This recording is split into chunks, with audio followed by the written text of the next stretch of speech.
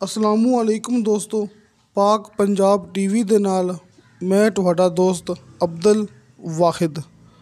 दोस्तों माशाअल्लाह अज अपने कोले चकवाल शहर दी सब तो प्यारी ए ज़रई ज़मीन जे। ये अपने कोले 1000 कनाल ए ज़रई ज़मीन चकवाल शहर दी सब तो प्यारी। दोस्तों सब तो प्यारी इस वास्ते क्योंकि इंदे विचों 4 कुदरती चश्मे निकलते पे जे कि बहुत ही ये अपने कोले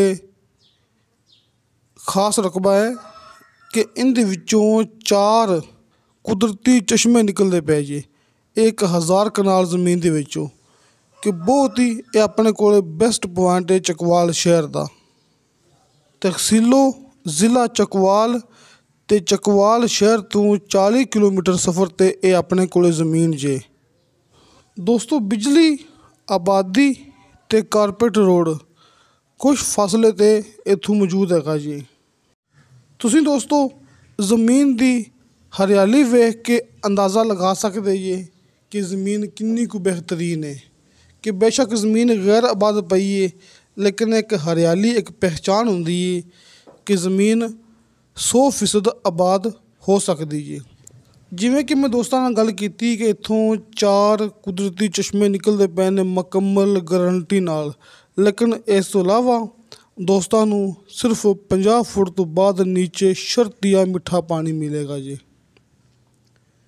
दोस्तों एक मालिक दी ज़मीन जे 1000 कनाल ज़मीन एक मालिक दे नाम ते रजिस्ट्री इंतकालशुदा कंप्यूटराइज रिकॉर्डशुदा।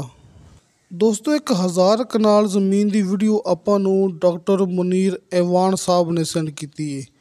तो दोस्तों नू पता है कि डॉक्टर मुनीर ऐवान साहब माशाल्लाह चकवाल रावलपिंडी झेलम उस साइड ते एक नंबर काम करते पे ने ते इन्हां कोल बहुत ही अच्छे रकबे होंदे ने। तुहानू डॉक्टर मुनीर ऐवान साहब दा कॉल एंड व्हाट्सएप नंबर सामने स्क्रीन ते मिल गया होना है।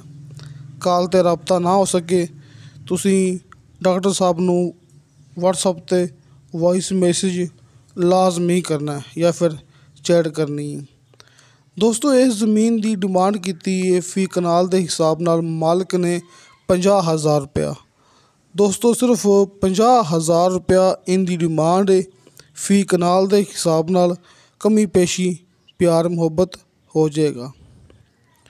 तो दोस्तों वीडियो अच्छी लगे तो लाइक तो शेयर ज़रूर करो, अपने बेहतरीन जो कमेंट से लेके भेजो।